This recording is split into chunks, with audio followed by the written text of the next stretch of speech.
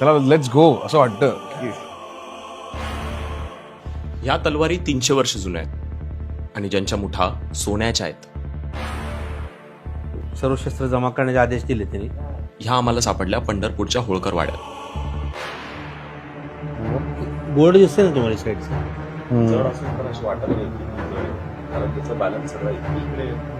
Gold plated आहे, लक्षात ठेव. हातात पकडायला पण किती सुंदर ग्रीप पण आहे, परफेक्ट ग्रीप आहे. आताही धार आहे त्याला. या तलवारींनी युद्धाचे घाव पण झेललेत. अहिल्याबाई होळकरांनी हा वाडा 300 वर्ष आधी बांधला. इथं ह्या वाड्यामध्ये साईबाबा सुद्धा इथं राहिले. सो हे ते किचन आहे आणि हा तो दरवाजा आहे जिकडनं नैवेद्य डिरेक्टली देवाकडे जातो. इथून ते भुयार आहे, जायचा रस्ता होता. हा बघ भुयार. ते बुजलंय पूर्ण त्याचं. आणि या वाड्याचे कोणतेच व्हिडिओ तुम्हाला इंटरनेटवर नाही सापडणार.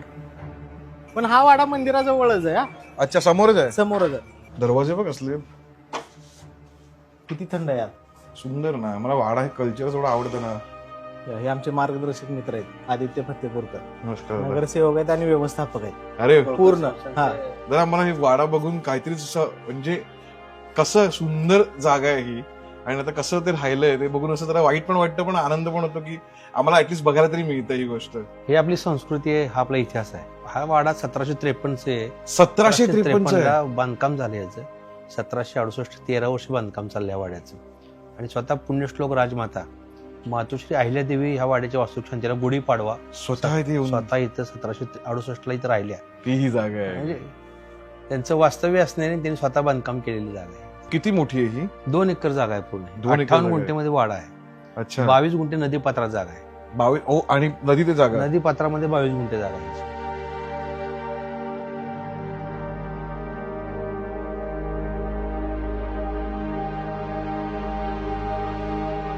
काय दरवाजे आहेत रे हे बघ. हे दरवाजात नाही, सगळे भिंतीवर जायचे रस्ते. बघ, ते जाळी जळमट आहे पण हे बघ.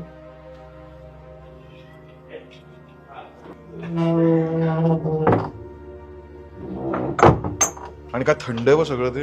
अरे वाव. हे बघ इथे असं आहे.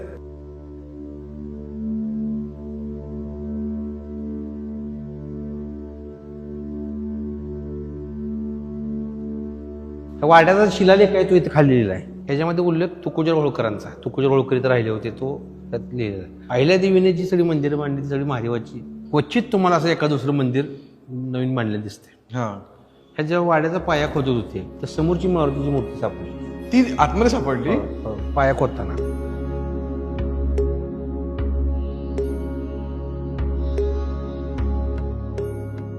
ही विठ्ठलाची मूर्ती आहे, ही मारुतीची मूर्ती.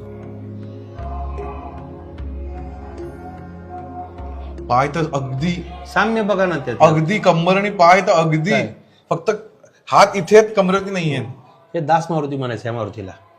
ह्या मारुतीच्या हातात गदा शस्त्र डोंगर काही नाही.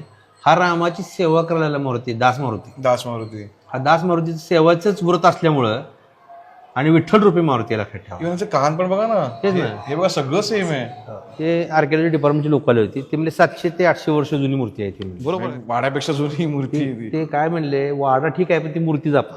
अरे वाड्यापेक्षा अनमोल ती मूर्ती आहे म्हणतात. त्यापूर्वी अहिल्यादेवीनी सदरची ही पिंड जी आहे ही गोकर्ण महाबळेश्वरवरनं राम प्रतिष्ठापन करून इथं आणली होती बसवायसाठी. 12 ज्योतिर्लिंग यावर कोरलेली आहेत. ही वालुकाश्मय दगड आहे. वालुकाश्मय दगड म्हणजे विठ्ठलाच्या मूर्तीचा जो दगड आहे. परंतु जेव्हा मारुतीची मूर्ती सापडली तर अहिल्यादेवींनी त्यांना पत्र लिहिलं की ज्याचा भक्त सापडला त्याच्या देवाची प्रतिष्ठापना करायची आहे तर त्या मूर्त्या मी पाठवून देते. राम लक्ष्मण सीतेच्या मूर्त्या त्यांनी बसवल्या. म्हणून ती आली म्हणून ही आली. खाली हा. लोक इतकी पंढरपूरला येतात, देवाचं दर्शन घेतात, पण सहज कोणीतरी इथे येऊन बघून जातं. 350 वर्षापूर्वी त्यांची संकल्पना होती की माझा वारकरी इथं राहायला पाहिजे, त्याची सोय झाली पाहिजे. इथं त्याचं इथं अन्नदान होत होतं. म्हणजे 1971 सालापर्यंत हा. रोज 100 यात्रेकरूंचं जेवण होतं. 11 ब्राह्मणांना इथं ब्राह्मण भोज होता रोज. त्याचा अजूनही रेकॉर्ड्स माझ्याकडे उपलब्ध आहेत. त्या 150 वर्षापासूनचे कागद आहेत माझ्याकडे अवेलेबल आहेत. हे लाकडाचा सुद्धा इतिहास असा आहे.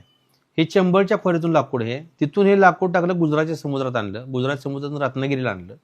रत्नागिरीवरून हत्तीच्या पाठीवरती टाकून हे लाकूड इथं आणलेलं आहे. त्याचं बाजीराव पेशव्यांचं पत्र आहे, दुसऱ्या बाजीराव पेशव्यांचं. त्याला जकात आकारू नये म्हणून.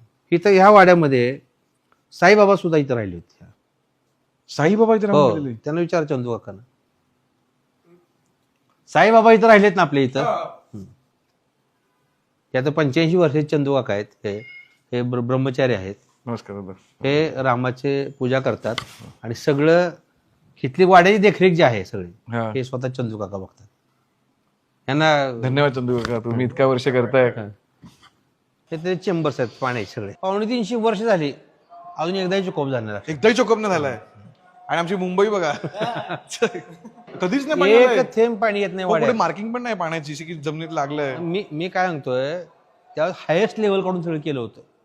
ही नदीचा पूर भविष्यात येणार आहे, माझ्या वारकऱ्याला धोका होणे. जेव्हा अहिल्यादेवी इथं आल्या, ही वाडा काय मला भाविका दृष्टिकोनातून योग्य वाटत नाही, याची मला तपासणी करायची आहे म्हणलं. म्हणजे याची मजबूतीकरण कसं बघायचं. त्याने काय केलं, हत्ती आणला, हत्ती रॅम करून वर चढवला ह्या वाड्यावर. हत्ती? हो, आणि हत्ती नाचवला ह्या वाड्यावर.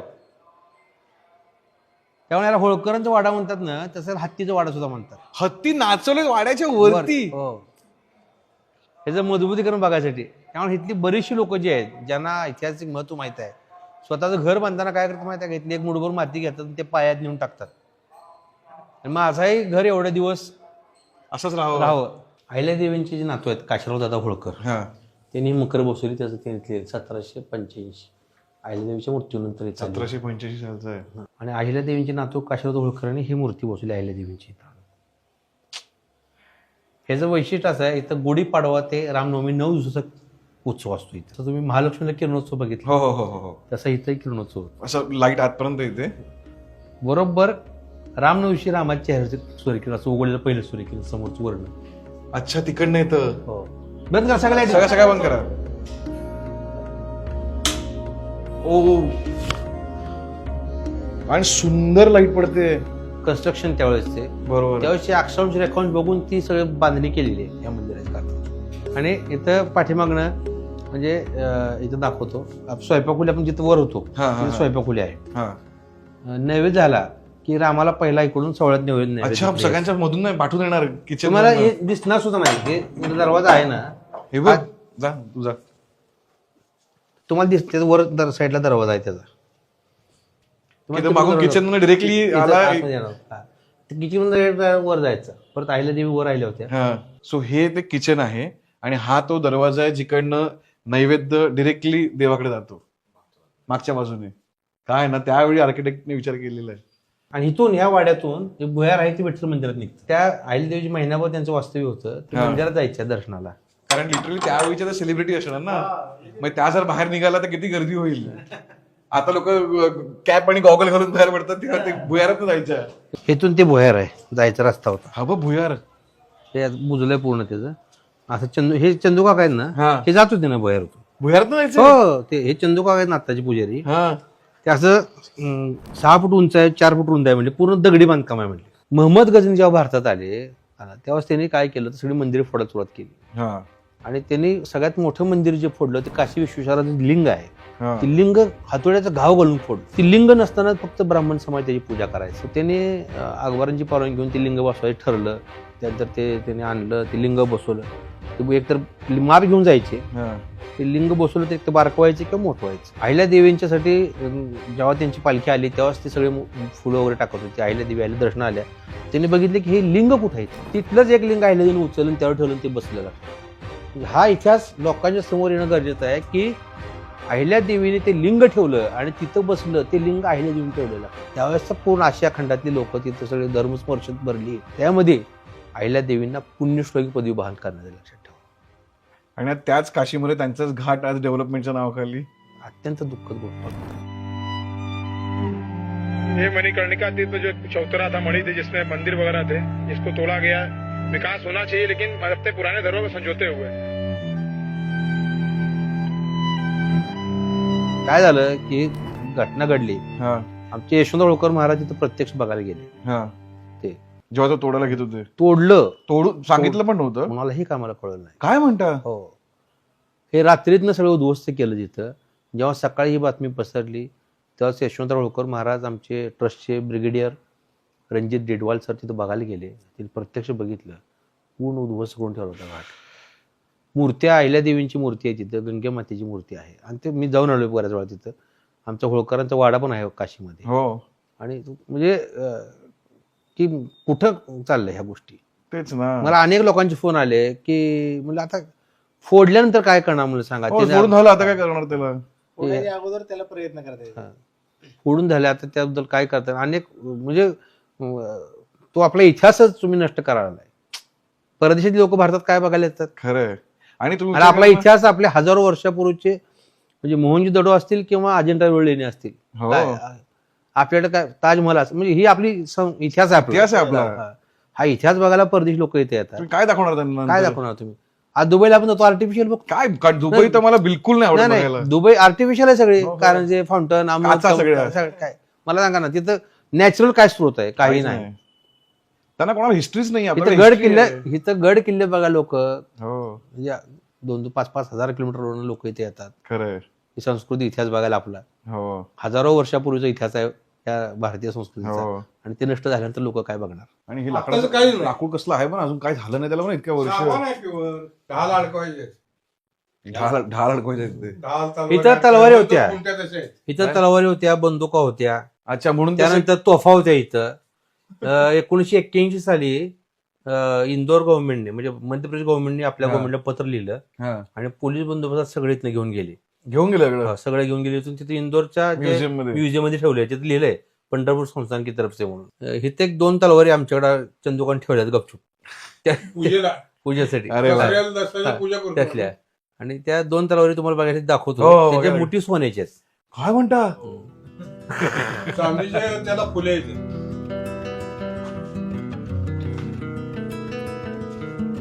अरे बापरे.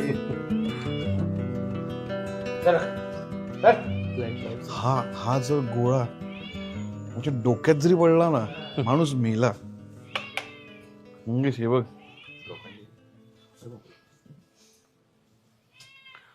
हेवी बघ असलाय तो. कुठले हे त्यावेळेस होळकरांचे कोणी जातात जिथे 100 तलवारी होत्या. त्यातल्या नळीच्या बंदुका होत्या. ते सर्व शस्त्र जमा करण्याचे आदेश दिले त्यांनी.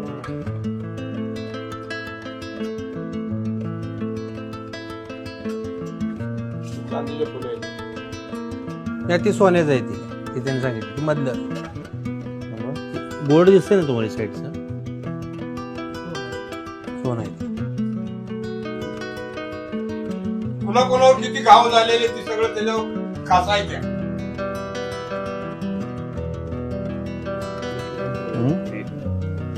तलवारीचं वजन बॅलन्स आहे ना. म्हणजे तलवार अशी किती पण वेळ पकडू शकतो. जड असून पण अशी वाटत नाही की ती जड आहे कारण त्याचं बॅलन्स सगळं इकडे. गोल्ड बघ. हा, बघ गोल्ड प्लेटेड आहे. एक लक्षात ठेव गोल्ड प्लेटेड आहे. असलं सुंदर आहे ते. हातात पकडायला पण किती सुंदर ग्रीप पण ही परफेक्ट ग्रीप आहे. वापरलेले आहे तलवारी. वापरलंय म्हणजे वार झाले पण दिसतोय पण वार झालेले आहेत. आताही धार आहे त्याला. त्याला आताही धार आहे. तुम्ही हात लावून बघा. युद्धाची म्हणजे असं वाटतं की जाऊया त्याला लेट्स गो असं वाटतं की लागेल रे. ही मारली तर कसली दिसेल ही.